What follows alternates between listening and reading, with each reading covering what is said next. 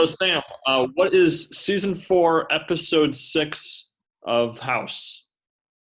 Season 4, episode 6 of House. That was the game show season, right? I don't remember that episode. Whatever it takes. Oh, because I feel the adrenaline in my veins. It's whatever it takes. Yeah. Okay. Welcome everybody to the latest episode of the Two Fish at the Table Poker Podcast. I'm one of your hosts, Legend of Down on Poker Stars. And I'm your other host, East Coast Sam. Welcome to our 2018 episode, where we're going to be tackling all in one go today. It's a very special episode. We haven't done a one-parter in a very long time, right? I mean, did we ever? I don't think since 2007, I think. Yeah, I think 2007. So this is the first one-parter of the modern era. Very exciting episode, I know. We'll also be discussing some of the recent preliminary early event action in the 2022 World Series of Poker in Las Vegas at Bally's. Mm-hmm. Also, even more fun, we'll be discussing the conclusion to Sam in the Mind Sport Olympiad poker online events.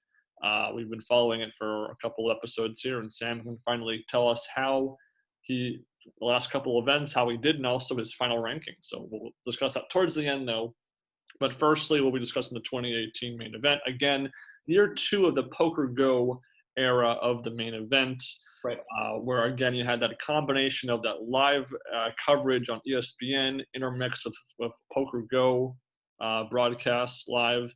And then, of course, after the duration of the whole tournament, they would produce episodes, much like in 2017, of, kind of retrospectively editing and making a 15-episode season of that main event.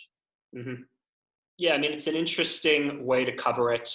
I mean, it's a lot more sort of sleek, the presentation style, trying to be a little bit more cutting edge, so to speak, and high tech. We talked about last time, 2017, how we felt that maybe it was a little impersonal, that a lot of the characters weren't getting as much development as they used to get. Obviously, we've talked a lot about how table talk has sort of died off as the years have gone on, with some notable exceptions, one of them being Mr. John Hesp, who, if you have not seen our interview, please go and watch. Absolutely wonderful. He shares so many stories. But anyway, it is sort of an interesting to step forward with this new editing style and style of presenting these players. Yeah, and so, let's just get right into it. This main event, 7,874 players. The biggest main event besides the top spot being 06 at this point in history. I think, partial to the John Hesp effect, he had been a couple hundred players improvement from 2017. Still is a lot of the same format, same number of day ones, 3-day ones, 50K starting stack, 2-hour levels, a little bit bigger of a top prize, 8.8 million. I think Blumstein was about 8.1. So, a sizable increase there. And, the final table all guaranteed 1 million. That's all the exact same. Really the big change here is, again, leaning more towards changed graphics, both in the sort of player bios situation, looks a little bit different. Some new music in this main event, the introduction being Whatever It Takes by Imagine Dragons, which I like the song. Ironically, I like it more at 2x speed than at 1x speed, but that's I know, right? Isn't that weird?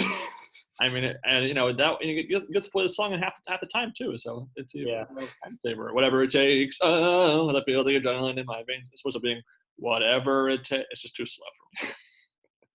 Yeah. The coverage no longer doing that sort of let's show every day of the tournament from the start. This time the coverage begins like halfway into day 5.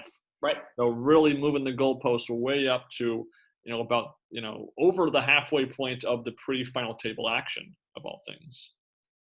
No Kara Scott in this main event either. She was on, I think, pregnancy leave at this time. So they do use her for a few voiceovers for like some of the advertisements and stuff to not completely eliminate her from the entire thing. But Joe Stevenson kind of takes full control over that side of the production, although he really isn't used very much. I know, even compared to 2017, at least in this edited episode version. In the live, coverage, he was frequently cut to when action had a little bit of a lull or break in the table coverage.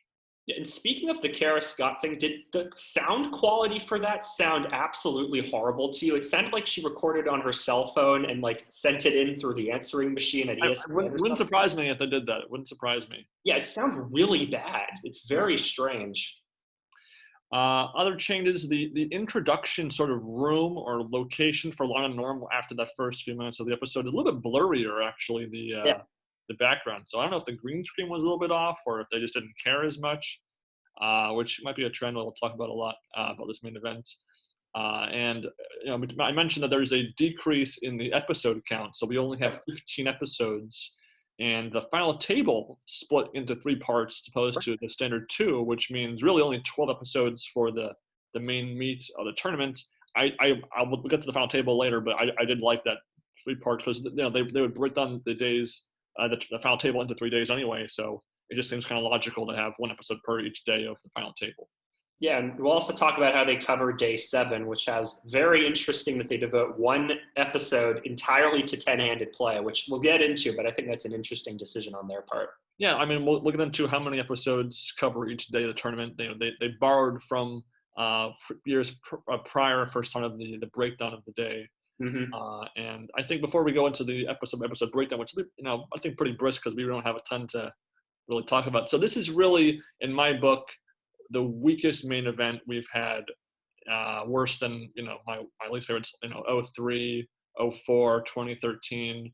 I think even 2016. This one is far inferior to each main event we've discussed so far. Yep, I'm with you. I mean, 03 and 04, I give a bit of a pass to because that's the first couple. They're trying to sort of get their footing together. 2013 and 2016, we talked about that at length. But yeah, this one, just everything just felt off. I mentioned how the editing is supposed to seem very high tech. There's a lot of just errors and sloppy editing work throughout these episodes. A lot of the people don't feel like they have a lot of personality. There's a couple people who get a little bit of personality, and we'll get into those. But yeah, I really didn't like this one at all. I'd give it like a C- overall, frankly, something like that. It's fun. There's a couple of things this main event does do well, and Mhm. we'll discuss as we go on. Yeah.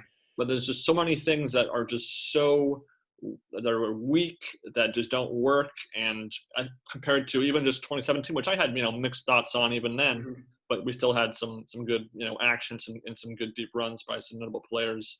The biggest sin, no pun intended, for this main event is the actual content they get of the quote-unquote spotlighted players is just really weak, and there's no real flow or narrative to it. It's just just some isolated hands. So really, there's kind of like 4 or 5 poker players that have had past deep runs and sort of get that elevated main character on table 1 or table 2 status. So that would be guys like Kelly Minkin, Antonio Esfandiari, Ben Pollack, and Saban Loosely even, that they're kind of like if you saw like a episode synopsis, oh, Kelly Minkin on table 1, watch her, you would be okay, I know who Kelly Minkin is, I'm very excited. And then the actual action or what they actually do is just so dull and so uneventful and that's really kind of the as close to any sort of narrative this main event really tries to establish.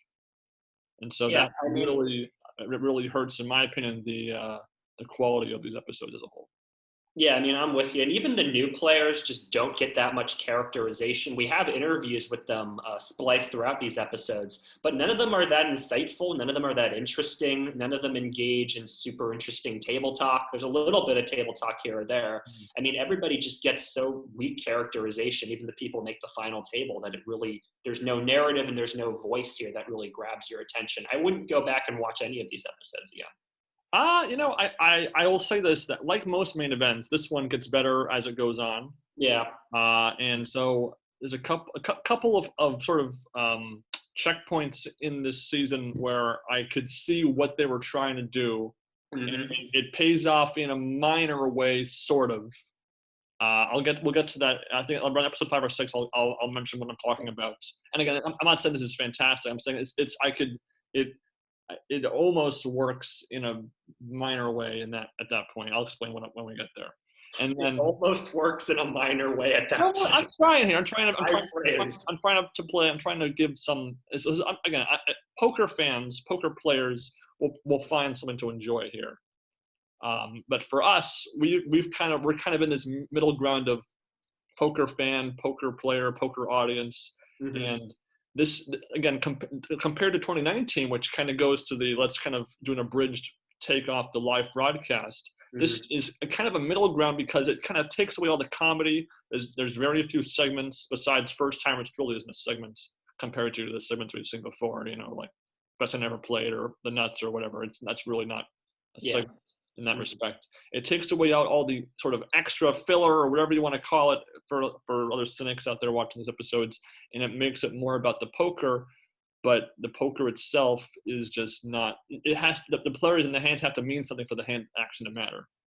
Yeah, I mean, let's just dive into it. I mean, I think might as well. Let's not harp too much on this point. We'll cover it. So episode 1, day 5, part 1, with 159 players left. And again, this is about halfway into day 5 or so. So this is not them walking down the hallway. Let's go, day 5. None of that stuff. And again, 3 featured tables. Not every table does not always even get any love here in the edit. So we do get like kind of one name on each of those 3 tables, but really not in practice a narrative on each of those tables. And so I like to sometimes write down on my notes who's at each table, relevant or important players relevant to the action. And I did not find myself putting very many names on these notes for these tables more often than not. Yeah, I mean, this episode, what is there to really talk about? I mean, right off the bat, what's being established for us to hang our hats on? We had a couple little interesting plays here and there. We have Kaplan calling Shannon Shore with pocket threes. Like, that was kind of nice, I guess.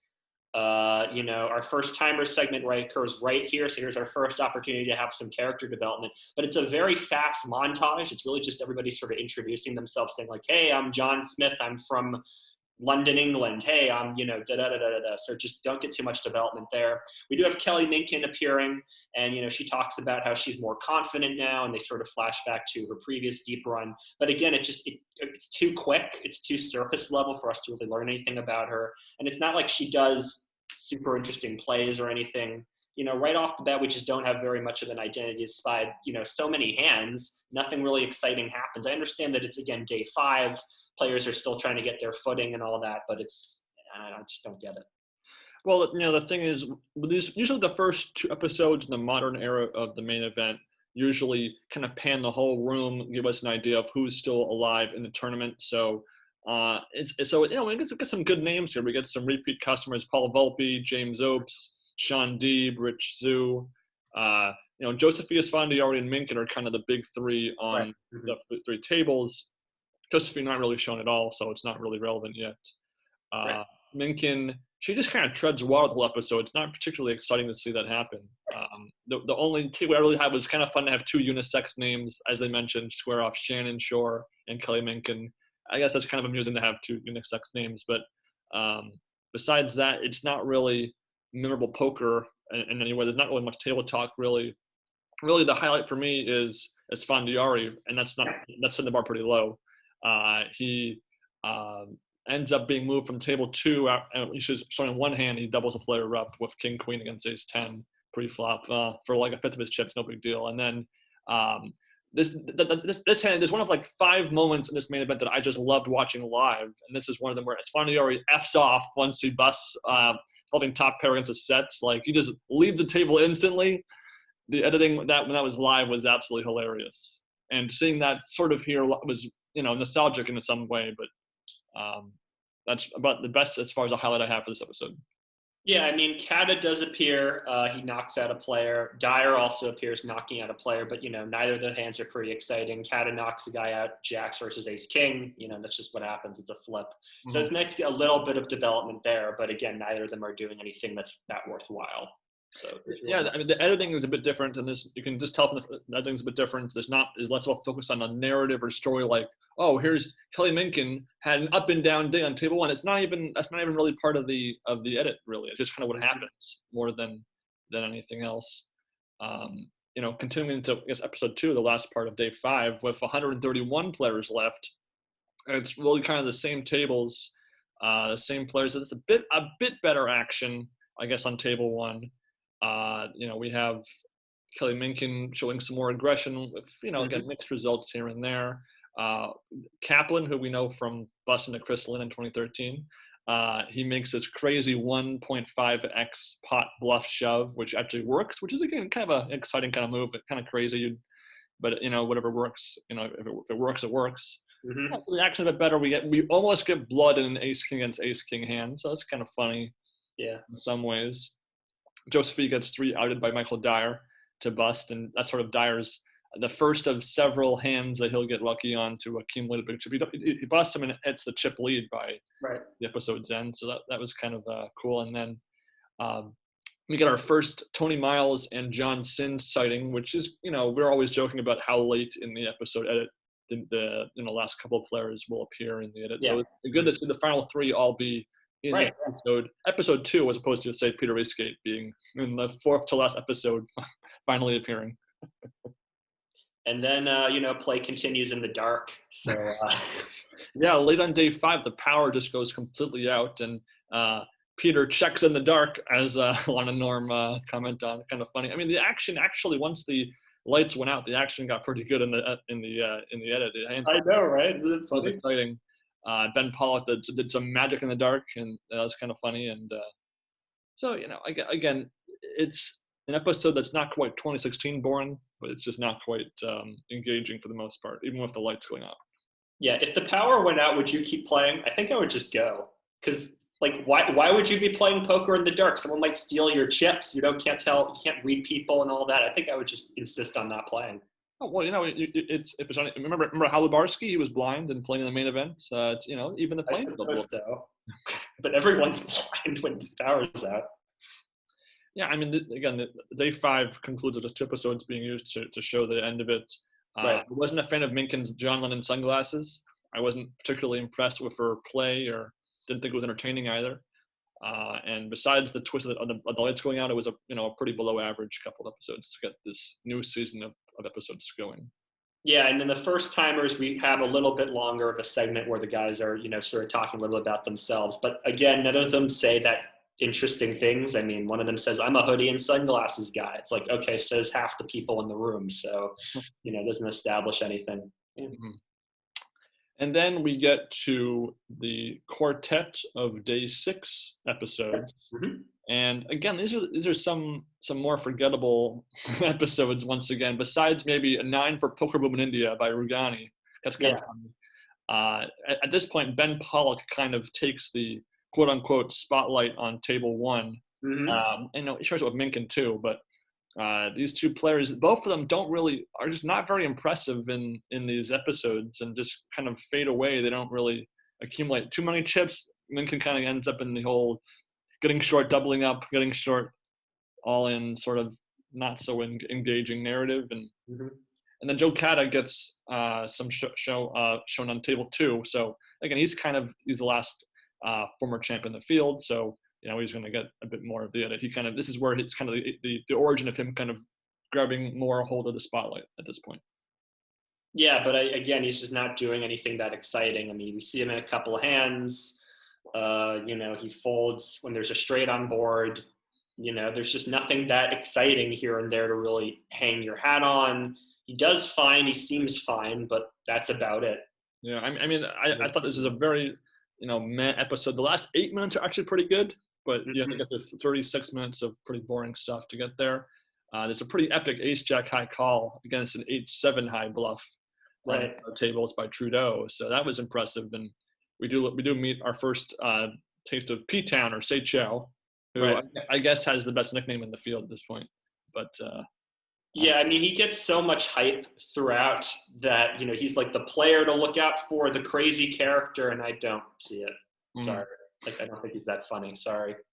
And then, episode 4 goes from 76 players down to 49. Mm-hmm. And this is the episode where we do lose Kelly Minkin, who, again, just kind of, I'm hoping she played better poker in the first 4 days of the tournament, because she just did not play very well, if you ask me, in these 4 episodes she was actually spotlighted in. Mm-hmm. And, they keep hyping up her aggression, but, I would say 2/3 of the time that aggression, she loses the hand when she gets re-raised or something crazy. So it's not particularly well-timed aggression. It's just aggression for aggression's sake. And then, I don't know, I on table 3, Mosbach, who I called the Ashton Kutcher lookalike in my notes in episode 1, they actually referred to him as Ashton Kutcher when he busts. I thought that was kind of funny that they would say that, because I had mentioned it in my head before. But I mean, the biggest problem here is the edit is so equal for each table that nothing really, gets any momentum or enough focus to really matter. Like, I mean, table 1, 2, and the outer tables really kind of get like a good 13 minutes each. So it's just hard for anyone to get. I mean, it's an even edit. So I guess if you're trying to get to know everybody equally by their play, then you're kind of getting that. But that's the best you can get out of that situation. Yeah, I mean, it's tough. I mean, we want to get a good sense of how each table's playing. We want to get a sense of how everyone's playing. But on the other hand, we also want the hands to be entertaining. Mm-hmm. So it's that sort of balance between, okay, is it too equal for its own good?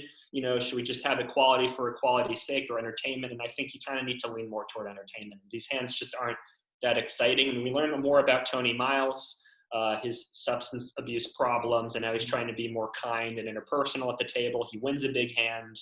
We'll get into how kind he is as the tournament goes on, but it is nice to get a little bit of his characterization. Cada comes off as, he's talking about how he has a target on his back and how he has to keep adjusting.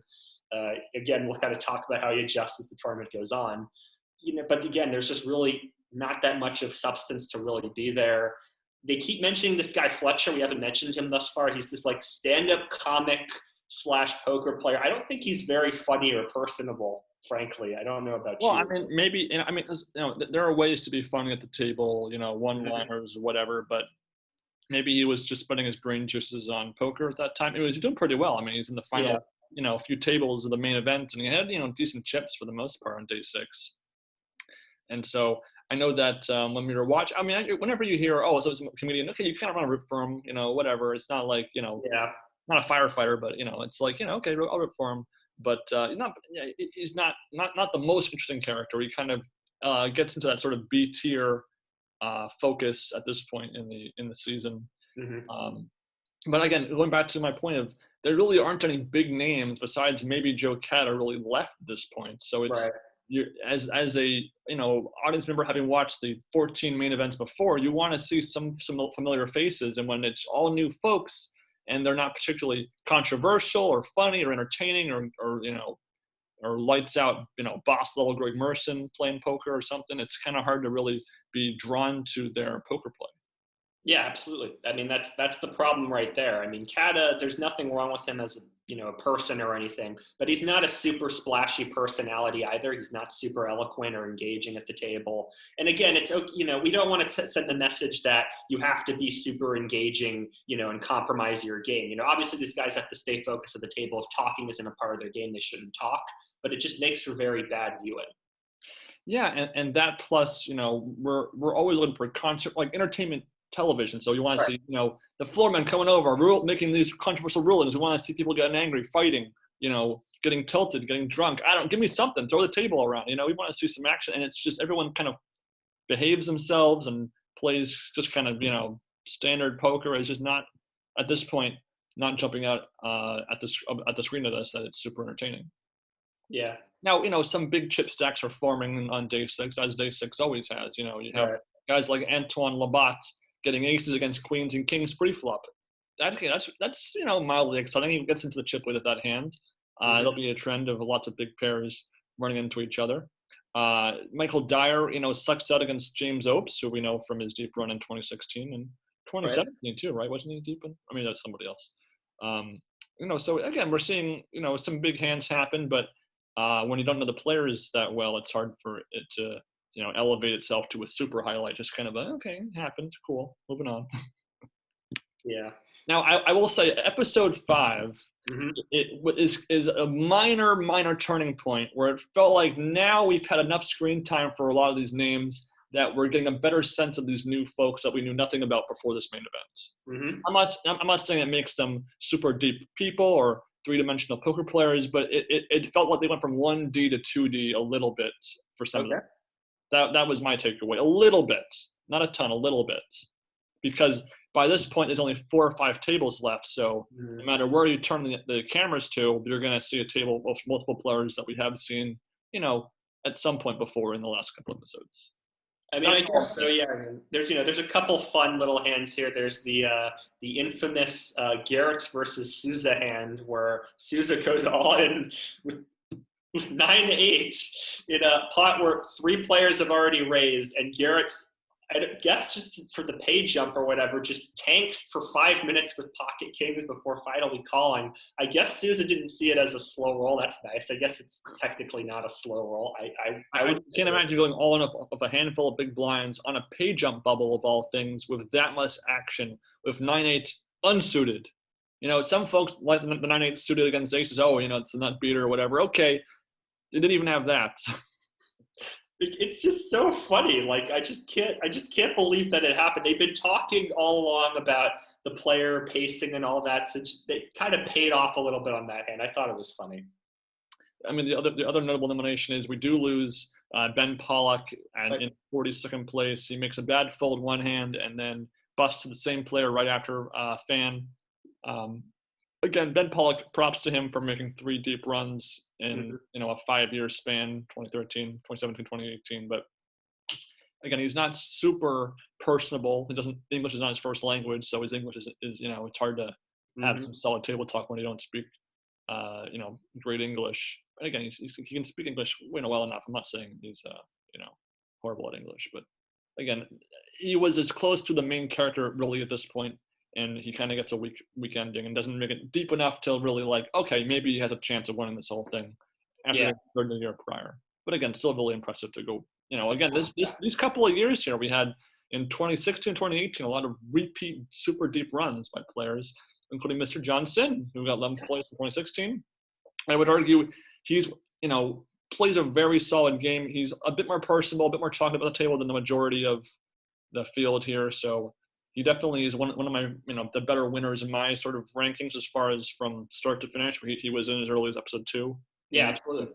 So that does, help things out a little bit.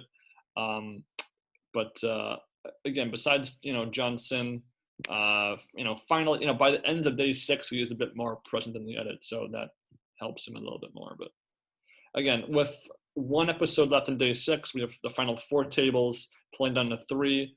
And again, I thought this episode 6, a gradual improvement, a bit better. I don't know if you agree. I think it definitely a small step in quality from the first 5 episodes.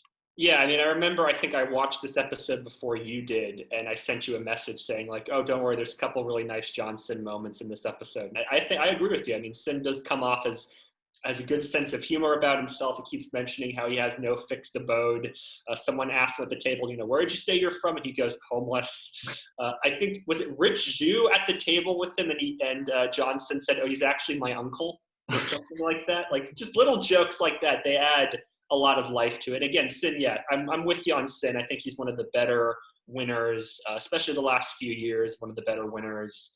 Very, just has a great table presence, very calm. Love when he smiles. It's just nice and good to see somebody like that with that sort of attitude at the table.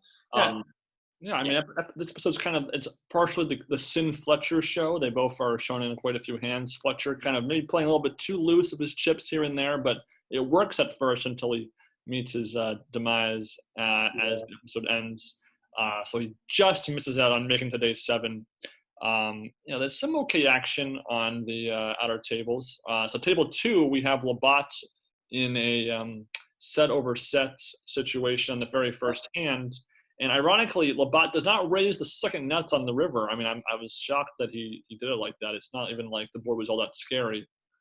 But, it's funny to see him play a bit conservative considering how unconservative he's going to be going forward, including in a hand where we had ace-king suited, ace-queen, jacks, and kings pre-flop all squaring off. And Labat does not fold jacks somehow. Maybe foreshadowing his inability to fold something else later in the tournament. And it results in a big win for Frederick Brink, who had been kind of, if you had looked at the table breakdowns of all these episodes, you'd think, oh, Brink must be, a super important character and super talkative and super in the action. He's kind of always there, but he doesn't really do anything.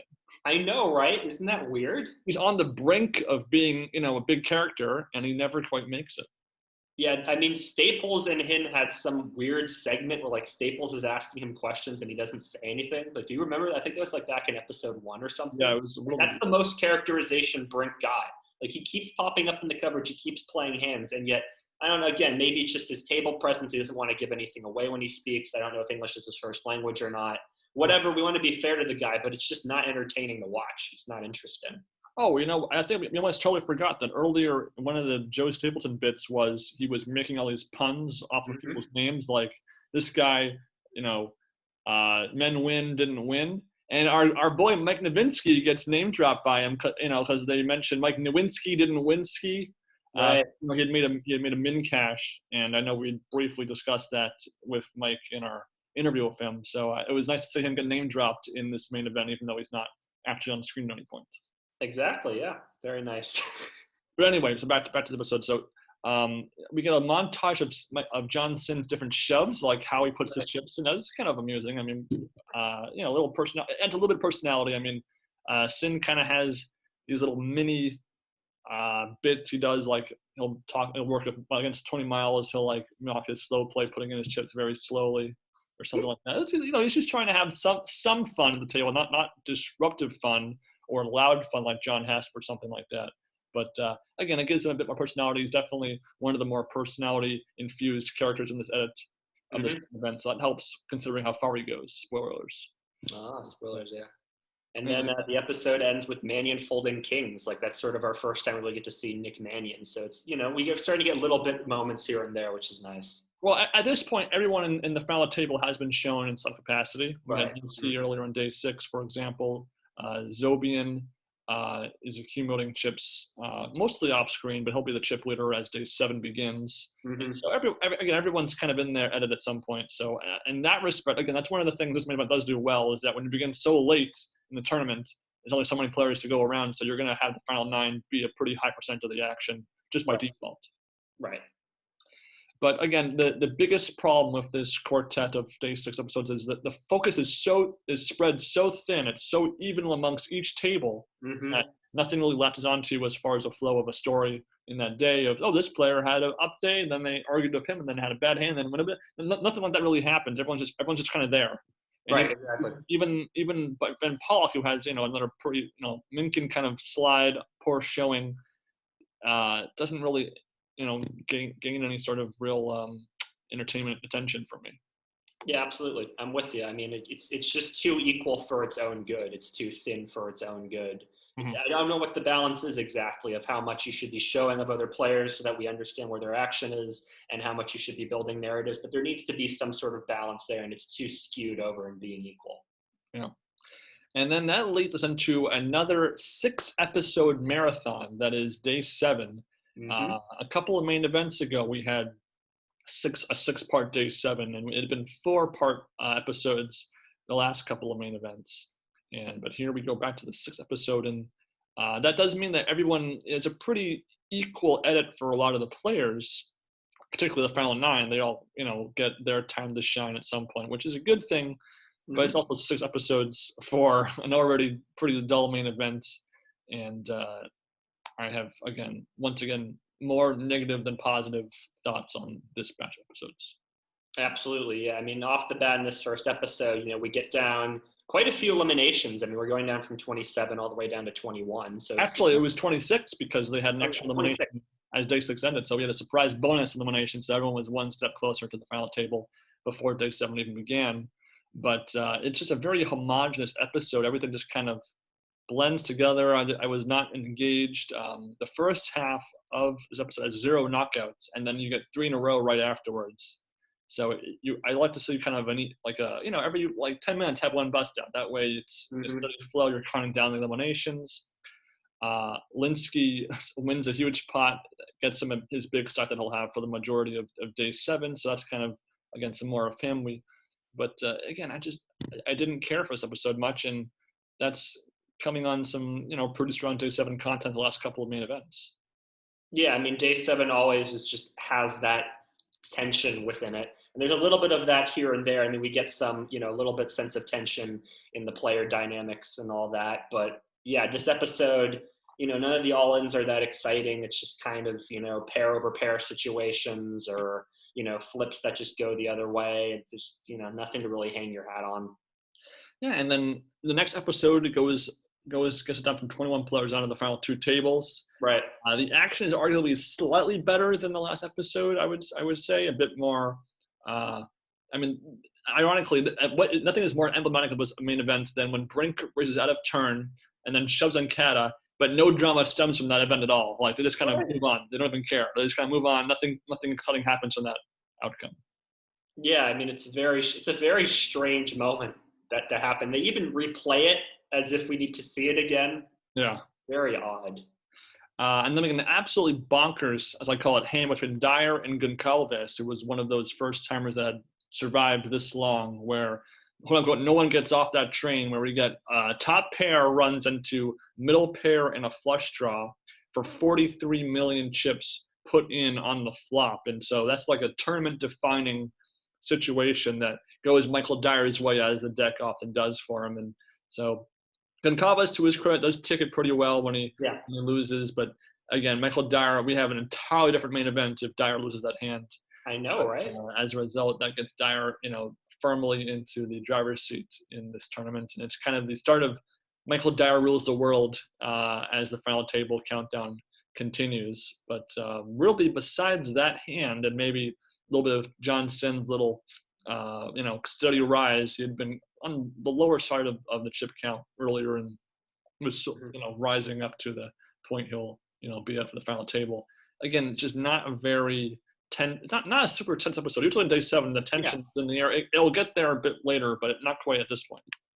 Yeah, in terms of, you mentioned earlier the Cynn Miles, where Cynn slowly puts in the chips. And I mentioned how Miles tries to come off as a very nice guy, but kind of sort of doesn't. And here's sort of our first example of that. Miles seems almost upset by the joke, where like, if I'm at the table, like, I don't think Cynn's making fun of him. He's not making fun of how Miles looks or anything. Miles had been going very slowly I think it's like a lighthearted, kind joke.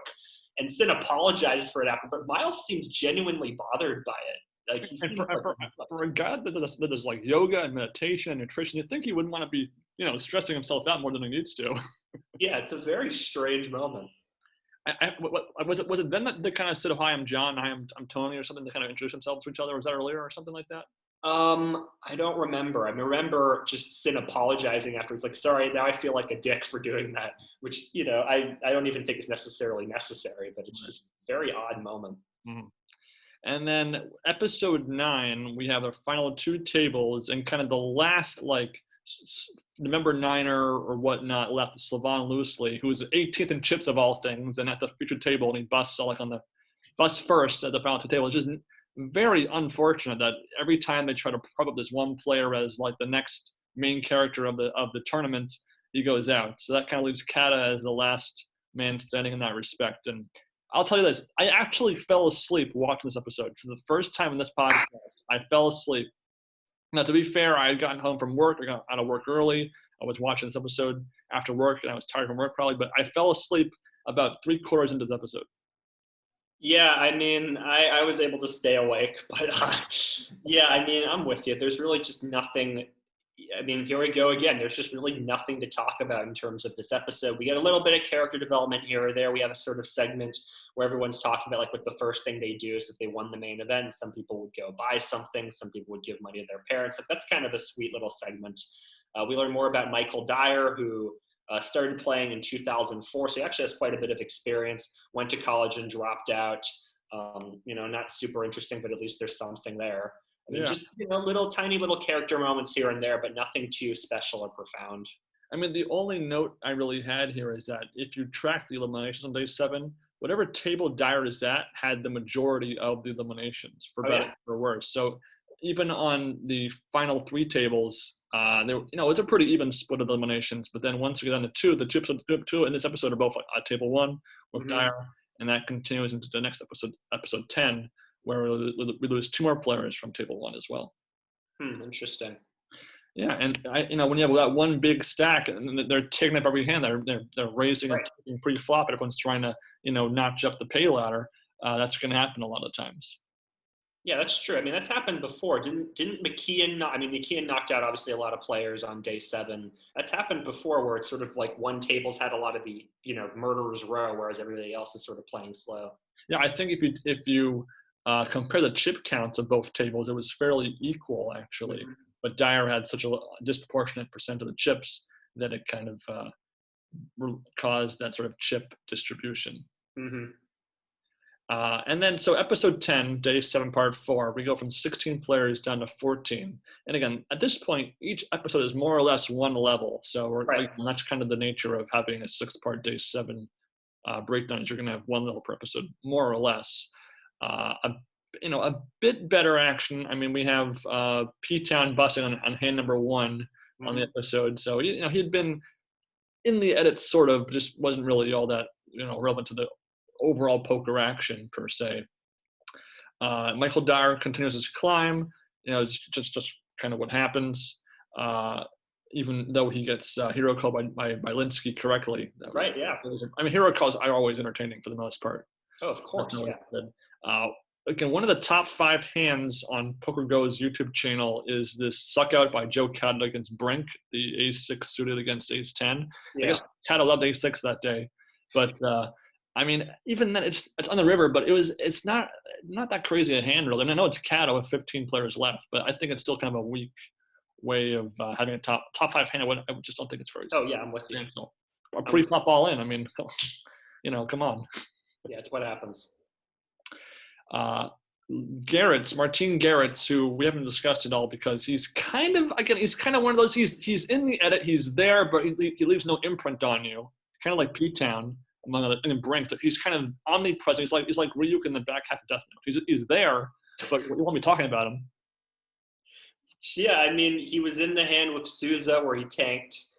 He has some very nice shirts. That's about it. He criticized Ben Pollock's play because, I knew that when he was in the hand, if you would, it's like, that was really it. So he has queens and he busts Talinsky's aces.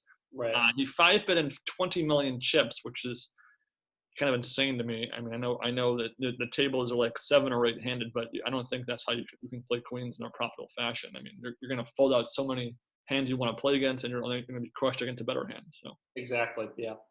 So that gets Linsky up to 58 million. Remember that number; he won't be there for much longer. And really, on table 2, John Cynn plays solid, but no one busts out. No one really kind of fluctuates in chip counts all that much. It's just not very memorable.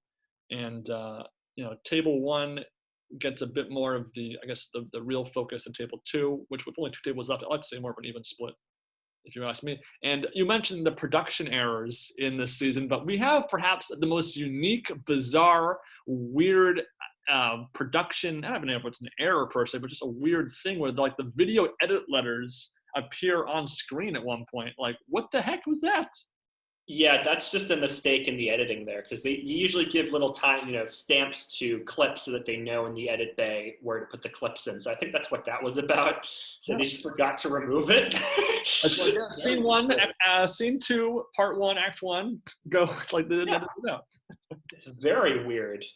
Now that that error stands out because it's a pretty dull episode again. So I'm just kind of like, all right, they clearly cared about how this season turned out. Yeah, and there's a typo with one of the graphics at one point. There's a hand between Linsky and Berkovici where Linsky puts out 800K and then Berkovici calls and the graphic says call 850,000. Just weird little things, yeah. I mean, very strange. Mm-hmm. And so, again, just keep rolling here because I can't stand this season, I guess. Episode 11 is the 5th part of day 7. 14 players down to 10. So after a couple of episodes of only 2 or 3 bust outs, we got 4 in one episode. So I guess, okay, that's better. It's a slightly better episode because the tension finally starts. You kind of can feel it in the air a bit more. Right. Tables a bit. So that kind of, ups the how much I care. But the problem is these 4 players with 14 left. I didn't care for any of them. I know, right? These guys were barely. I mean, I think besides Van and Brink a little bit, the other guys were barely in the edit at all, especially on day 7 of all things. I mean, I want to care about the final 9 bust outs on day 7. The first 9, I care about half of them. I'll take it. But I don't care about any of these bust outs at all. We don't know these guys at all. Yeah, I'm with you. I mean, Fan is the one who gets the most characterization because he keeps talking about, I want to give money to my family and all that. Mhm. He's a little bit talkative at the table here and there, but, he's really just nothing special in terms of his personality. I mean, Berkovich had been at the top of the stacks, here and there. 5 and day 6 mostly, yeah. Yeah, I mean, so maybe they could have done a rise and fall story for him. I guess they just didn't choose to do that. I don't know. Right. It's an odd decision, yeah. And then, Balin, okay, like they make jokes about how he just popped up in the edit. Norman Chad is making jokes about how, like, oh, he entered on day 7. Like, where did this guy come from? Like, it's very weird. Yeah, and the graphics for Cynn after he busts Balin was incorrect, showing his stack size. I don't know if you noticed that. Yeah, it's just sick. And then I would say there's a couple of pretty big hands on table 1, actually. The first being Linsky against Rich Zhu, where Linsky manages to fold the second nut flush against Rich Zhu's nut flush. That was pretty impressive considering that Linsky had a lot of chips and could technically afford to make, a bad call or two. Or in this case, a bad fold, as later on, Joe Cada, another hand that I was absolutely incredible to watch live with, like, only, 13 or so players left. Joe Cada, 3-barrel bluffs of ace-6 high against Linsky's top pair. About the best hand Linsky's probably folding. Right.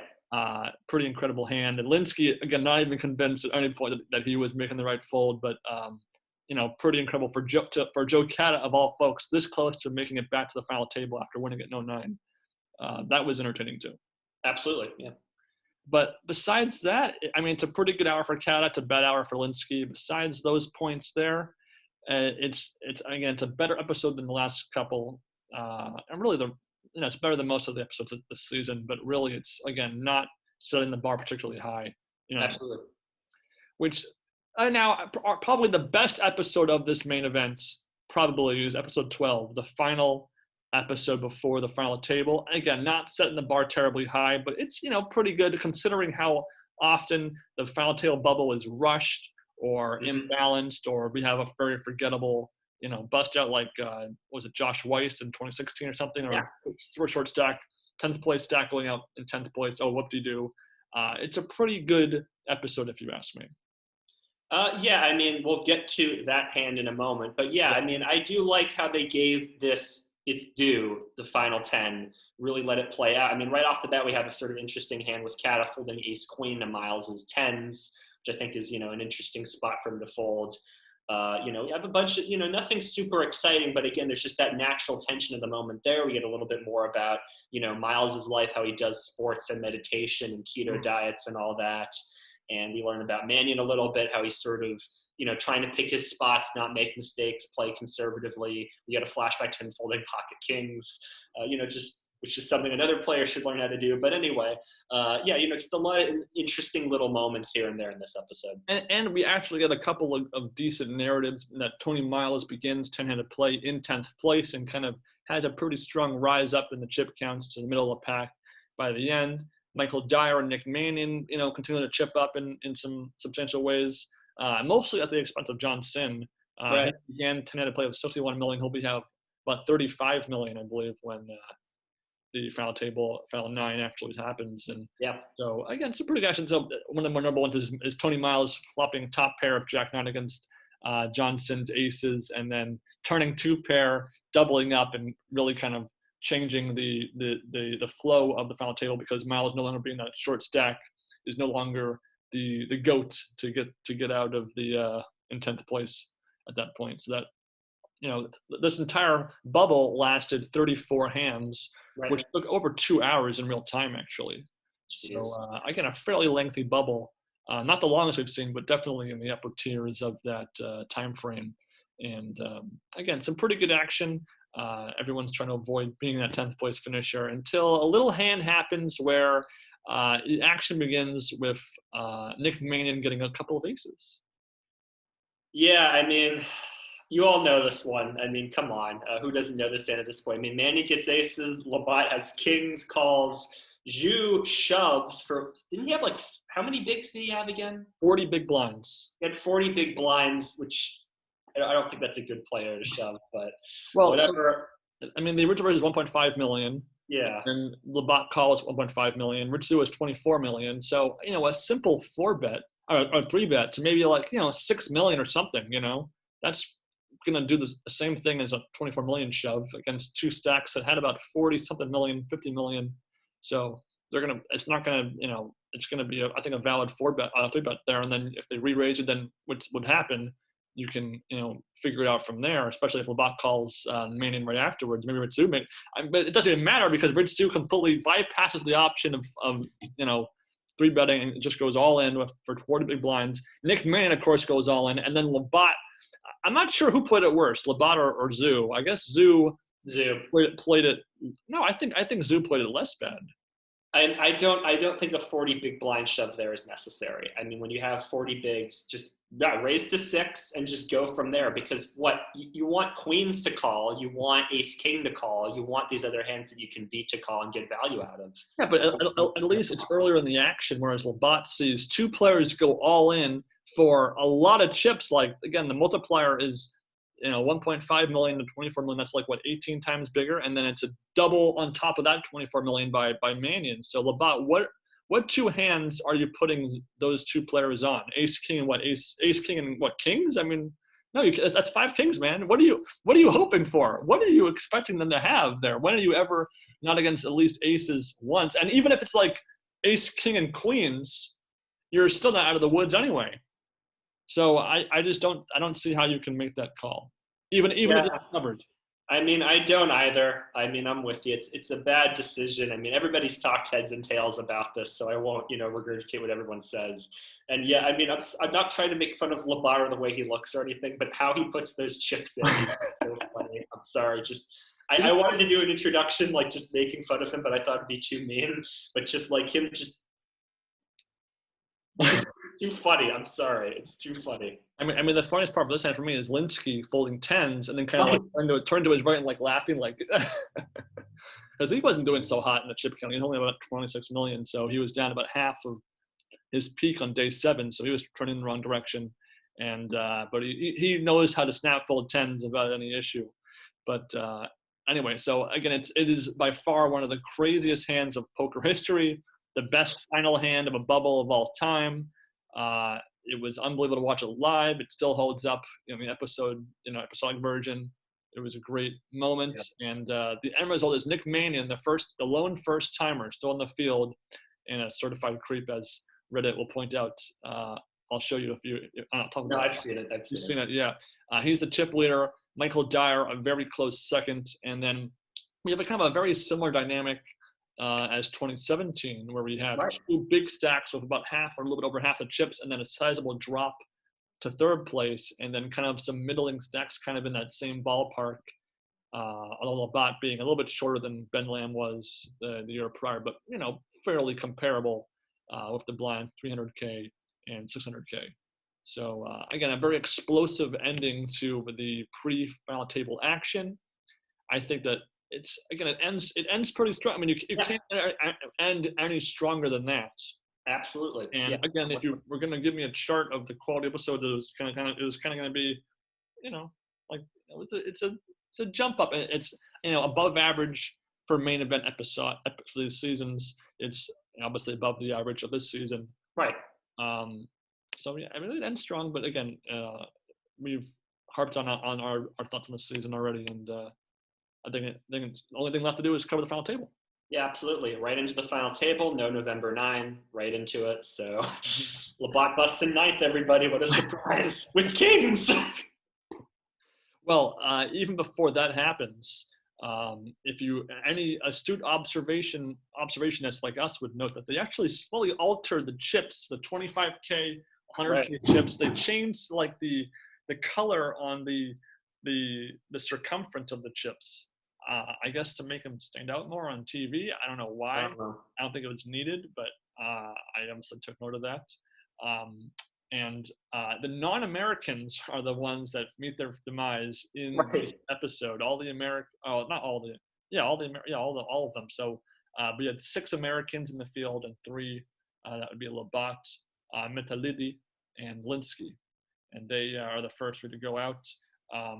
Nic Manion kind of the very first hand kind of sums up his entire final table in a nutshell. Nic Manion plays a hand and either gets unlucky or gets over ambitious. That's just kind of his whole final table. That's how you go from first place to missing the final three, is when you play like that. He definitely felt the most, like you could just feel it, that he was the most first-timey amateur at the table. Got all these chips, didn't know how to use them properly. And Cynn, of course, in this first hand in the edit, shows how you take advantage of a guy like that. Yeah, I mean, and again, the hand against Dyer, Ace Queen versus Ace King, like, dude, you gotta just get rid of your cards on the river. I mean, what are you doing? What do you think Dyer has when he bet $6.5 million on the river after he bet 4 on the turn? And then, it's just, you gotta just give it up. I mean, I have to give Michael Dyer the nickname Captain Seabet of the SS Dyer. He was, as chip leader, very, very quickly as Nic Manion dropped from the chip leader, was c-betting with every color chip he had. Like the blinds are 400, 800,000, for example. He'll bet 1.35 million or 1.325 million. Mm-hmm. And at one point, he actually asked the directors in the live broadcast, could he make a bet of 1,800K? I don't know if you remember that. I don't think I saw that, no. No, so that was kind of, again, in the live final table version, not the episode. Yeah. And so for the most part, this episode, it's okay. It's not as good as some of our favorite recent final table episodes, but it does its job perfectly fine, going from 9 players down to 6. Again, Joe Cada still in the tournament. Oh, my goodness. I mean, he was, again, kind of the below average chip stack for all of day 7. So making it this far, again, very impressive. And again, the action, I remember this being a pretty good final table. I liked, I was rooting for Cynn and Cada, of course, and they both hold their own pretty well, all things considered. I forget if did you recall watching the final table live also? Yeah, I did. I mean, I remember watching more the third day than the previous 2, but I do remember watching, I think, Labat bust down, a couple others. I didn't see all of it because it was so late. I was working on a political campaign during the summer and I needed my sleep, so I did not watch all of it. And then the second episode gets us from 6 players down to 3. Right. Zobian, again, kind of in that short stack. He had gotten a couple of lucky rivers on the first episode against Dyer to double, and then against Metality to bust Metality. Mm-hmm. But then he's the first one to bust in this episode, the 5th hand of day 9 of the tournament. Blind versus blind. He shoved 17 big blinds of 8-6 suited, and he ran into ace-8. Oops. It hurts. I think you can make a 3x raise and then fold to a shove or something like that. Or you gotta be more protective of your chips than with 8-6 suited, even when it's blind versus blind. Yeah, I mean, and notice, by the way, that we haven't talked about Metality or Zobian until they busted. We haven't talked about them at all. Like, Zobian gets like a couple little segments here or there in the coverage, but we just haven't spoken about either of them until they busted. Well, Zobian was chip leader as day 7 began. Yeah. We didn't see a ton of the hands that got him into that spot. We see a couple on day 7 of his, slight decline from the chip lead, but he ends day 7 with about half the chips he began day 7 with. Right. So again, doesn't lend itself much to. We got nothing to say about those. Yeah. And then Joe Cada, once Zobian busts and there's 5 left, Cada kind of takes over the narrative focus of the episode for a little bit, because he's trying to win some chips. He shoves pocket 5s pre-flop and is so lucky that 20 Miles folds at 7th. I was holding my breath the whole time when that hand live.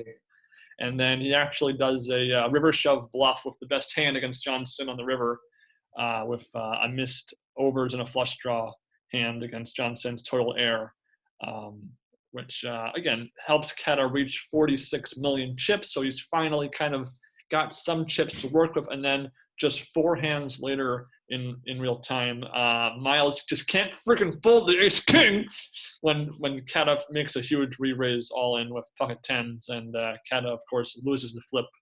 I was hoping that Miles would fold the damn ace king. Or if the 10s just hold, I know. But, I know. And so with Miles winning that big pot against Cada, Miles kind of takes over the, in the top 2 in the chip counts, as Manion had continued to fall, where he would continue to just make them, he was trying. You can tell he's trying. Yeah. He's trying, and it just does not work. And he might have been, if he just folded every hand, he would probably have more chips than the way he was playing at that point. Yeah. And then by that point, with 4 hands to play during the live ESPN feed, Esfandiari had engaged in a Speedo side bet with Lana Norm, where if Michael Dyer did not reach the top 3, he would wash everyone's cars in a Speedo. And from that point onward, this is the best part of the whole final table, if you ask me.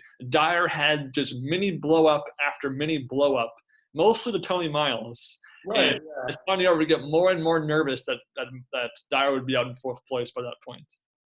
I don't remember that. That was I don't know if I saw that or not, but wow. Okay. Yeah. And so the first of sort of 2 blow-ups by Dyer occurs in a hand where Dyer basically hands a third of his huge stack to Miles with 4-3 against Tony Miles' 3s, where the flop comes king 4-3, and then the board actually pairs the king on the river, which counterfeits Dyer's 2 pair. And yet, despite this, Dyer still pays off $27 million with a snap call to Miles. And it's legit one of the worst calls I've ever seen in my life. Like, it's just so terrible. It is terrible. It's very strange. And then Dyer does the same thing against Miles with Ace-9 versus King-Queen. I mean, it's a very I don't know what, maybe he had a tell on Miles or something. I don't know. It's very strange. Yeah, and so Miles hits 200 million, which is about where Dyer's sort of chip peak had been at, and Miles, again, in the chip lead for the majority of the rest of the final 4 and final 3 action. Mm-hmm. And from there, Nic Manion, there's actually a very sizable skip in the hands shown, because the second to last hand of this episode was hand number 159. Mm-hmm. And then the last hand is hand number 224. Wow, okay. So they skipped 65 hands, which skips more of Dyer's fall, skips a lot of John Cynn's chip rise. Right. And so when Nic Manion busts to John Cynn in 4th place, up until that point, the episode had done a pretty good job of showing the whole flow of the night, and then all of a sudden we skipped forward a good 1/4 of the hands up until that point, and that was a bit of a letdown for me. But yeah, that's a letdown. I would have liked to have seen more of that. Yeah, I mean, I funny enough, Joe Cada, after he lost in 5th place, plays in the closer and wins his 2nd bracelet of that year. And despite getting 5th place in the main and 2 bracelets, did not win Player of the Year, which is a travesty if you ask me. But that's a Crazy under there. But yeah, so I really liked this episode. I thought it was better than part 1. Yeah. My only gripe is really just the lengthy skip towards the end. I think if you had an extra 20 minutes of the episode, he would have had, could show 2 more hands, 3 more hands, and then he would have had a better idea of the total flow of the final table up to that point. But otherwise, I was pretty happy otherwise. Yeah, me too. I'm with you. This was it was fun to see sort of. I'm not trying to make fun of Dyer, but fun to sort of see a bit of a downfall there, because they've been hyping him up all throughout day 7. He's unstoppable. No one can beat him and all that. So to all of a sudden see that change was kind of a bit of a surprise. Yeah. And then with the final 3, Tony Miles well ahead in 1st place, John Cynn comfortably in 2nd place, and Michael Dyer way behind with 15 big blinds in 3rd place. We get an episode that's for the most part the final 2/3, really 3/4 of this episode's heads-up play. Michael Dyer busts after Cynn wins a couple of big hands against Miles to take the chip lead. Miles does bust Dyer. But from there, we get heads-up play, which was a new longest and the longest heads-up play in main event history, 199 hands, 10.5 hours. Crazy. And it's the final 32 minutes of the episode. And so that's almost, the chips are almost equal as heads-up begins. So it's a fairly, even, ammunition duel. And again, 199 hands is almost equal to how long the action of the final table up until that point was. Right. And so we get one of the more entertaining heads-up matches we've ever had, too.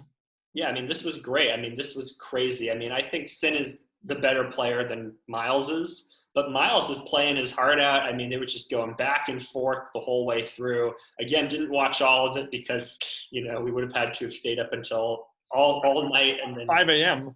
Yeah, crazy amount of play. But yeah, give credit to both of these guys for just slugging it out. And Miles, I think he knew that Cynn was the better player, so that's why he was going for these insane bluffs. Right. Miles, to his credit, though, he didn't lose as much to Cynn in the very first time we see in this edit, where Cynn makes a full house of, I think it was 9-4, when Miles had a 7-6 straight, 5-card straight. And Miles didn't lose as much as he really could have.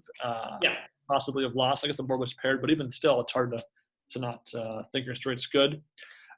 There's really kind of two big Tony Miles' bluffs. The first one is very successful, where if Cynn makes the call of a 1.5x pot shove on the river, he wins the whole thing right there, but he's not quite able to pull the trigger, and actually would continue for another 160 hands at that point.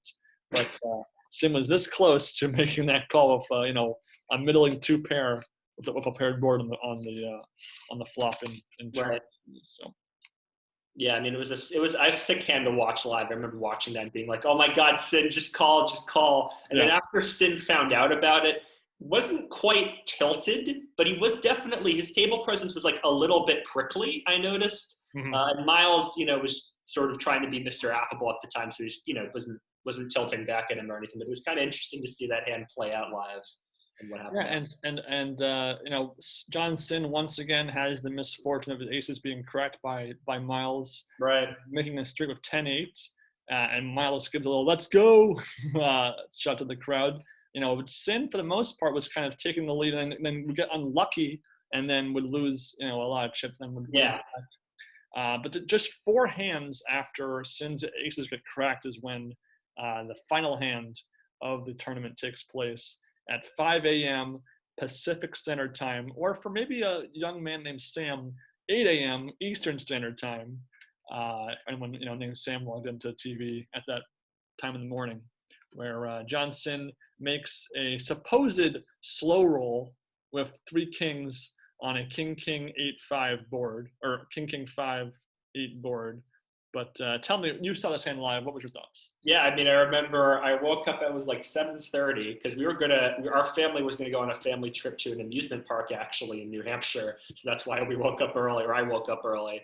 And then, I saw this hand play out. I mean, I want to just make this abundantly clear right here so that there's no confusion. This was not a slow roll at all. I don't think this was. They've been playing heads up for 200 hands, 10.5 hours. John was absolutely exhausted. I think he was courteous the whole way through. He told Tony Miles right out, I'm not slow rolling you. It's late. I'm tired. I'm trying to work this all out. I mean, if you look at the action, right, Cynn raises pre-flop to 9 million. Miles makes it 34 million with queen 8, and then Cynn calls, so I think it's a good call. Flop comes out. He has trips. Miles leads out for 32 million. Cynn calls. Miles hits the end of the turn, and he shoves, right? I think very well with that action, Miles could definitely have king, queen, or ace, king, or perhaps pocket 5s or pocket 8s. I think he would play any of those hands exactly with that action. So I think Cynn absolutely had to, should take in a minute to just think things through, talk it out loud, and then, I think he has to make the call at the end with trips. I mean, even if Miles has out, has him beat, Cynn still has outs. And after the fact, when he did an interview, he was extremely tired. I mean, he explained also this, I don't know if this made it into the coverage or not, but that Miles had said something to him right before the flop was set, like, I think I've seen one of your cards. That also affected his decision. I mean, I think 110% this was not a slow roll. He was tired, but it was still a great hand to watch live. I mean, my dad came in right as the 8 was dealt on the turn, and I remember turning to be like, the hand's over. This is it. The tournament's over right here. And so I got to watch it live. Yeah, I mean, it was just a sick hand to watch live. I mean, I wish I did check ESPN when I woke up, so I knew that the tournament was over. I wish I hadn't done that because, ESPN 30 minutes, the 30-minute delay that the hand, they released the hand updates. So I knew the tournament was over, and I knew that was going to be the last hand, but I wish I hadn't done that. But on the other hand, it was still satisfying to watch. It's funny because I was watching this entire final night of the final table up until about 5 a.m. Eastern Standard Time. I just couldn't stay up any. Yeah. And I was up till 5 a.m. last night before this podcast, so I got myself in the right brain space to be talking about this hand. And Miles would apologize later, saying he was out of line. He did not mean it. He's a competitor. His emotions got the better of him. And so I think they've made amends since then. But I think Miles was out of line. Yeah. But again, I think they shook hands and everything was fine afterwards. Cynn wins the tournament. The blinds had been up to 2 and 4 million. You can imagine just how many blind levels beyond what we're used to. I think the main event prior was like 1.5 and 3 million. So even then, like that, a new new biggest blind level in main event history. And again, John Cynn is a great winner. I think he played great. He deserves the 11th place 2 years prior, and repeating deep run and actually pulling it off was fantastic. He was really the only guy that kind of slipped to Michael Dyer the whole final table when he was in all the C bets. So that was great to see. I don't think Cynn made too many mistakes, that were egregious. I mean, no one's perfect. And Tony Miles. I was kind of rooting against him. I'm not a fan of the Seahawks, first of all, so I'm against that to begin with. I'm not a fan of Tebow either, so that doesn't help him. He's kind of like, I think he's kind of falls into that Alex Keating kind of fake nice kind of attitude. Yes. I wonder, maybe he still has some emotional maturity to undergo, because drug history, it kind of impairs your development in a lot of ways. So maybe he'll will improve as a person as he gets more into life, and I think he will.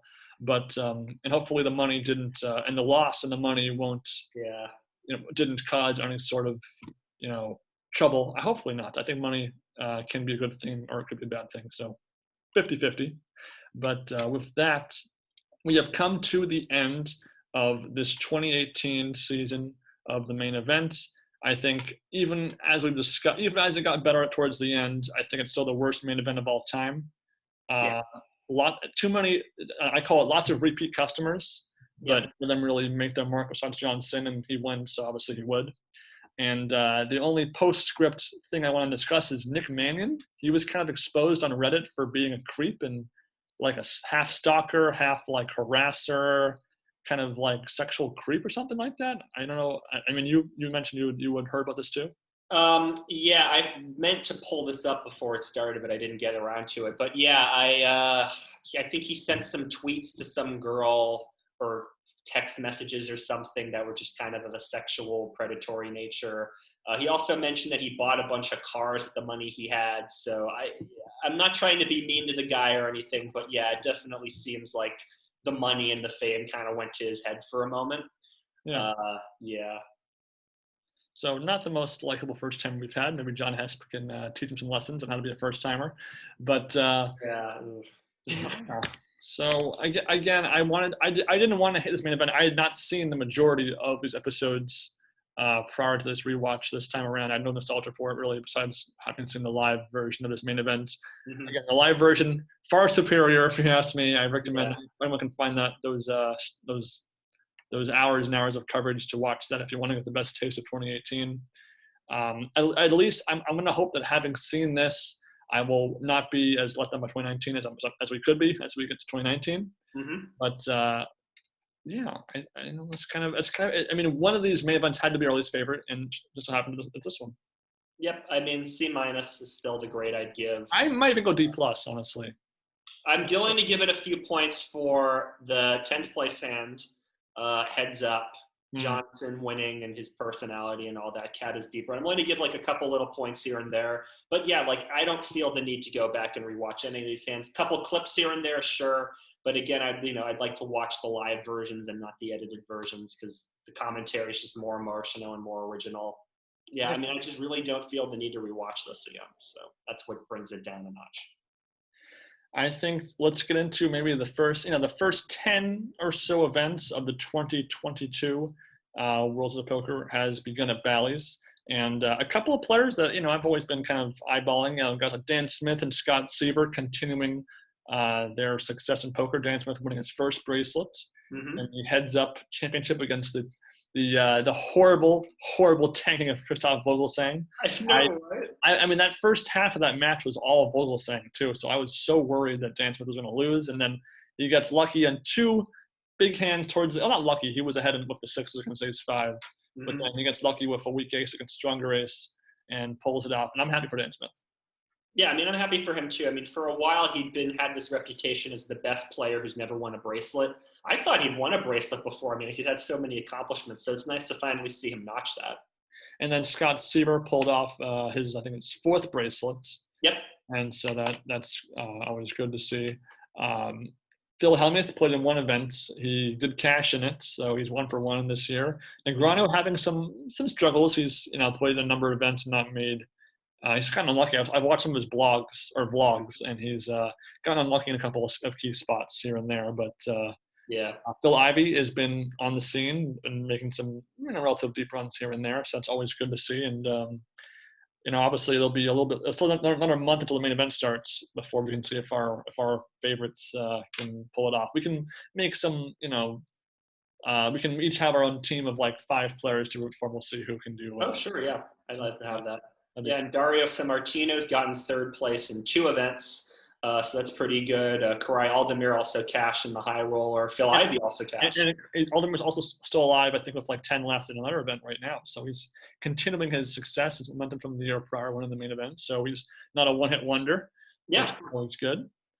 And yeah, so again, I've watched a couple of the Pokergo streams for the final tables. I care about more events than others, and I also care about who's still alive in the tournaments too. So again, I'm rooting for Helmuth to pull off his next bracelet to continue that streak, because there's a lot of people who are starting to accumulate some bracelets that have a few decades of youth on him. So. Yep. And congrats to Katie Kopp for winning the Casino Employees event. 832 players for that, that's a pretty big field, and she pulled it off. So congrats to her. That's a moneymaker size field. Yeah, it is. Yeah. But again, not a ton left. I mean, we're still early. So the Player of the Year race is still premature to really discuss. We're not even 10% into the tournaments being completed. So we'll have a lot more to talk about as the summer progresses. Yeah, I mean, a lot of these events, just going on right now as we're watching. Alex Livingston is at the top of the 7-card stud event, so maybe he can pull that off. That'd be cool. John Raichner's in that event too. Dealer's Choice 6-handed. JRB's got a bunch of chips in that event, so I always like seeing JRB, so we'll see how he does. Yeah, and a bunch of the online events are going on too. I mean, Ben and I aren't super familiar with the online scene, but best of luck to all those people for competing in it. Well, Sam, you're not on the online scene. I think you have more online success than me. I mean, tell us, Sam, the Mind Sport Olympiad, the last couple of events and the final results, what went down? All right, so where we left off last time, I was going through a little bit of a rough patch, I shall say, and just be diplomatic about. So there was supposed to be an AMA high-low event on the 23rd, so I'm all excited and ready to play that. And it turns out that they accidentally ran an Omaha high event instead, PLO. So what they ultimately decided to do was let that tournament play out, have it play for medals, reschedule the Omaha high-low event to a different day, and then run a RAS tournament, just as sort of compensation for the players who were busy. That did not count for Grand Prix points, as in overall poker rankings, but it did count for medals. So I figured, all right, why not play it? I was doing actually better in the second Omaha PLO event than I was in the first one, so that was nice. So I started playing the RAS event. It was only 15 players in it, so I remember when registration ended, I'm like, this is my best chance to win a medal. I have to just focus in on this. I have to just get this done. And I'm a pretty, tight player in RAS. I try to wait until I have a good hand and then put my chips in. And that was just working for me. And so when we got to break, which I think was about 12 players left, I had the chip lead. So I was like, all right, I'm in a good position to take this home. And I was doing okay in the PLL event. I was hovering around 10 big blinds for something like 45 minutes. Like I was just hanging around, just raise and take a pot, have a pot with 2 pair and just win just a little bit. But I was really focused on the RAS event. And it was a top stack. Started to sort of dwindle down, lose a couple pots. So when it was down to 8-handed at the final table, I think I was 4th in chips. So I was in medal contention, but, just not quite there, not in a super comfortable position. And I'm just like, just play your game, stay focused, you got this.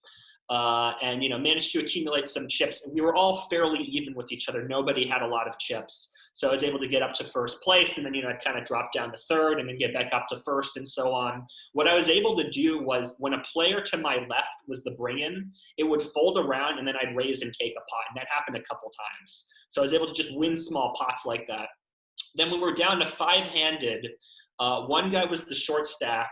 I had something like 7-3-2. So I put him all in and he called me with like 8-4-3 or something. And he won the pot. Like he just, 7 cards ran out and he had a better hand. And so now I'm the short stack with like 4 people left or something like that. And I'm like, oh my God, I'm going to lose. And then somebody else busted in a different hand and I wasn't involved in it or whatever. So I got my not my bracelet, my medal. And I just I jumped out of my seat. I was so excited because after Beducci and Horse and PLO hadn't gone well, I was, it was just so exciting to win that medal. Busted in third shortly afterward, and then heads up busted 5 hands afterward. But still bronze medal. It's pretty good. Second bronze medal of the MSO. I got, I think, 7th in the PLO event that had been going on. So again, this didn't count for Grand Prix points, just counted for medals. I think I went all in with double suited aces, and some guy called me with double suited jacks, and he got there on the river or something. So I just got my money in good. It just didn't turn out. But second medal of the MSO, third medal overall. So very excited to keep going. The next event was Heads Up Hold'em, which took place on the 28th last Saturday. And I got another first round bye. So I had a first round bye in the Heads Up Omaha event because they needed to have 16 players in order for the rest of the tournament to run out. I got another one. So I'm like, okay, this is great. Something else I should mention about this event as well is, if you remember, the Heads Up Omaha event ran way over time and they had to reschedule the final 4. So what they did this time was have 5-minute levels. So it didn't affect the action too much, but it was going at a steadier clip than it was when 10-minute levels. They did the same thing for Raz too. They had 5-minute levels. So there really wasn't too much time to sit and wait for hands. You had to just kind of get your money in. So round 2, I can't remember the player I was up against. I think I just sort of took an early lead and just hung on to it. There's nothing too much I remember about that.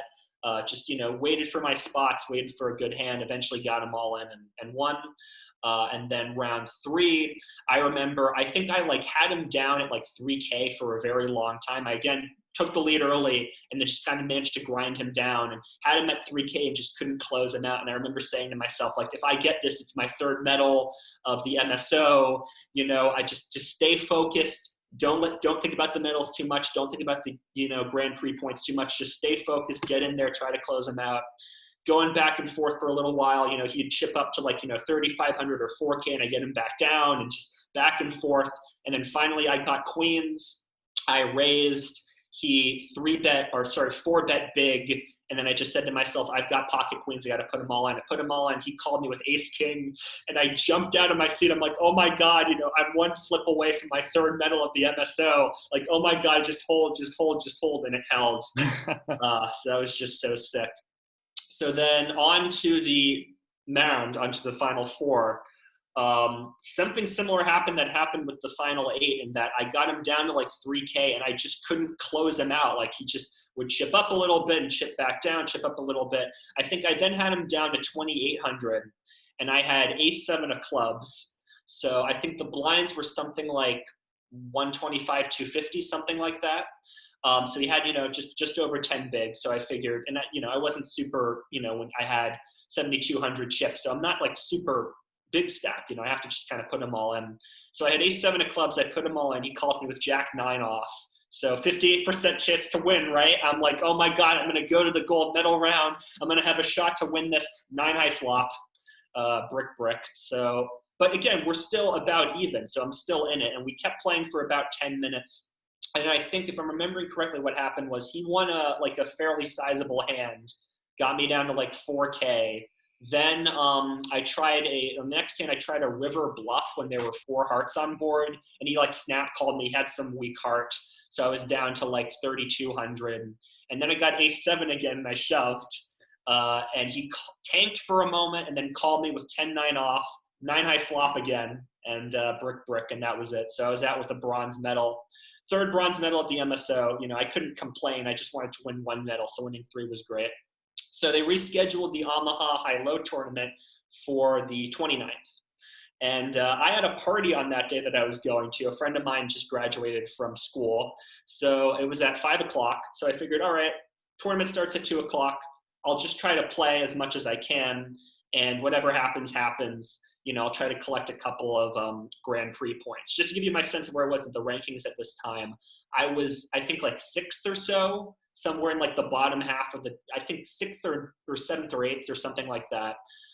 So I needed to essentially medal in order to win or get a medal in the MSO overall. So I'm saying to myself, all right, if I can't play the whole tournament, then, I'll try to collect a couple points, just try to finish in the top 10, be the top ranked American. That would be cool. So I played the tournament, again, back to, I think, 10-minute levels. So plenty of time to just wait for my spots. And it happened a few times where I thought I was playing just the high. And, there's 3 low cards on board, and I would bet big. I'd have a set or something, and he'd just keep calling me. So I'm like, all right, I'm playing for half. I'll try to win, keep betting big. And I would win the whole pot. That happened like 3 or 4 times. Then there were a bunch of times I'd chop with the low draw, a bunch of times I'd get a wheel or something. So by the time I wrapped up, I think I was 5th or 6th in chips, and I had like 26,000. So it was like 4:15 where I went off to my friend's house. And I was, again, 5th or 6th in chips. So I'm expecting, all right, I'll get 5th or 6th place. And that was good for, I think, 8 or so points. So that would have put me handily in the top 10, top-ranked American. I've got 3 medals for the MSO. I don't really care. And then, so you walk to the train to go to the party, and you run into me and my other brother. Yeah, I'm walking over, and Ben was coming down from the train stop, and I'm like, "Hey, Ben, I'm going to go to the party now. I'm 5th in chips. We'll see what happens, but I got to go and hang out with my friends." So, I walked over, had a great time at the party. I come back at 9:30, so the tournament's well and truly over. And I said to myself, all right, I guess I'll, just go and check and see what the results were, expecting, again, to get 5th or 6th place. And I opened up my laptop, and I'd gotten 3rd place. I don't know what happened. I mean, I just couldn't, I see on my screen that I'd gotten 3rd place. I paused for a moment, like, oh, I just must have misread it. I must have gotten 4th, and I'm skidding over. So I just lean forward, and I'm staring at the screen. I'm like, oh my God, I got 3rd place. And I start shouting, and my parents overhear me in the next room, like, what happened? What's going on? I'm like, I won another medal. Just crazy. So yeah, I don't know what happened. I don't know, what the circumstances was. And of course, it's tempting to be like, oh, well, maybe if I played the tournament, I would have gotten 1st place. But on the other hand, maybe I played the tournament and I get 5th. Who knows what happened? I have no idea.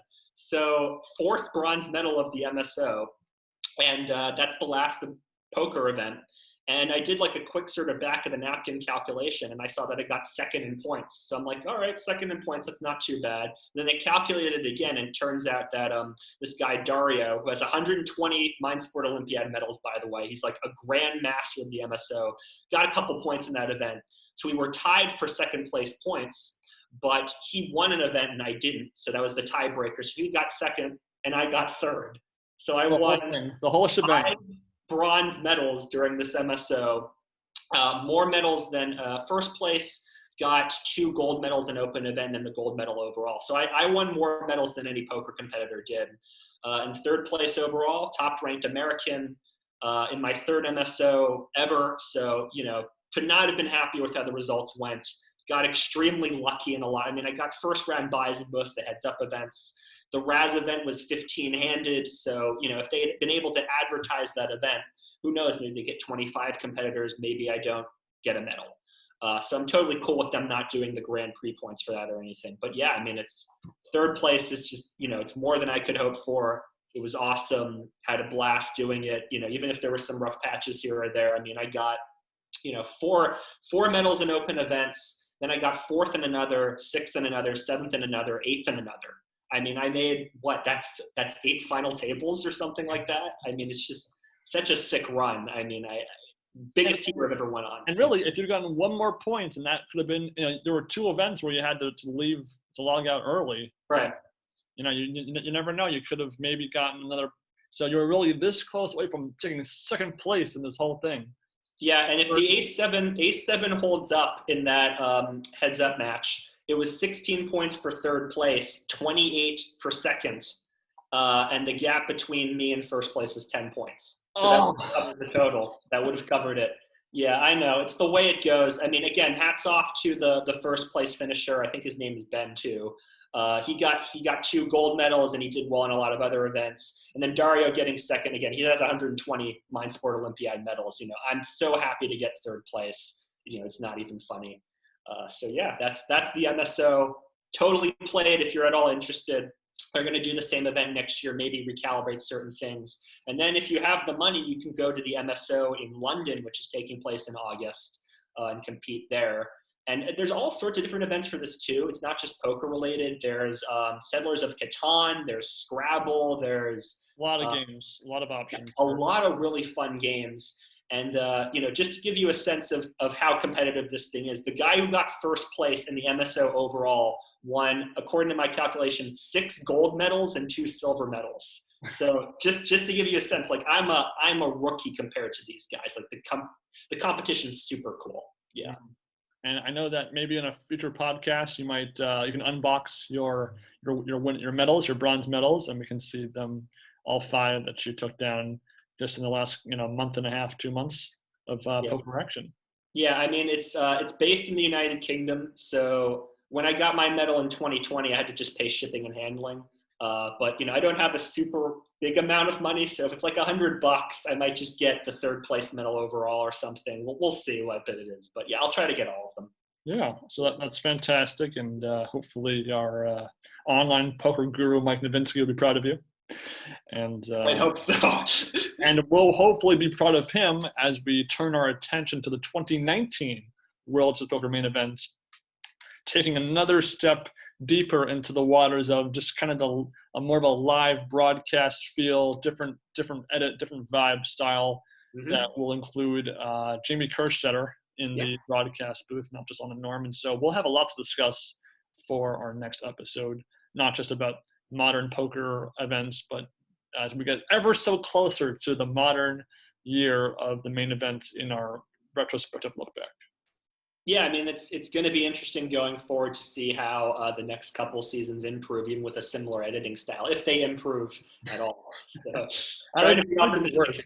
Yeah, but I do think our next episode might be an interview of a very important friend of ours, Mr. Adam Grossek. I believe we'll be able to get him to talk about his 2 main event experiences, both 2018 and 2021. And I think that will be our next sort of interview episode. So I'm very excited to get that rolling sometime later this month, hopefully. And I think that pretty much wraps up this episode, Sam. What do you think? Yeah, I mean, thanks for watching. Ben and I really love doing these interviews. We had a great time with Michael and John. So if you're interested in appearing on the podcast, let us know. We'll try to arrange something. And then obviously we'll try to get 2019 done as soon as we can. If you'd like us to talk, more or less about the WSOP events as they're going on, let us know. We'll try to just talk about as many of them as we can. Obviously our focus is on these previous shows, but we'll talk I've tried to give some information about it, and then we'll see what happens when the main event rolls around. And we're also nearing the 1-year anniversary of this podcast too. Right. Again, this late June, or now it's early June, so we're pretty close to our 1-year mark. And we haven't discussed what we want to maybe podcast about after our main event coverage is complete. So anybody in the comments want to suggest certain tournaments or certain shows, poker movies, anything, let us know, and we'll factor in the different options we have as we only have 3 main events left to cover. Yeah, I mean, I'm interested in doing sort of a poker movies episode. We can talk about rounders and stuff. There's this movie that a film critic I follow on YouTube, Ralph the Movie Maker, just reviewed called the Stu Unger Story, and it looks absolutely horrible. Like it's super low budget and just really bad. There was some weird ESPN show back in the day. I don't know if you remember this, called Tilt, with Michael Madsen in it. And you remember that show? Yeah, I didn't see it, but I remember it being a thing at some point in time. Yeah, it's really weird. Like it's like trying to be like Rounders, but not really. And it's just a crime show, and Michael Madsen just looks completely bored in it. I'd love to talk about that. I mean, I love So Bad It's Good media. I think that'd be a fun change of pace. Any other ideas, just let us know. I mean, I'm happy to do that or something else. Yeah, and so I think that just about wraps up on this episode of the Two Fish at the Table podcast. We'll see you guys next time for 2019 and onward. Yeah, take care.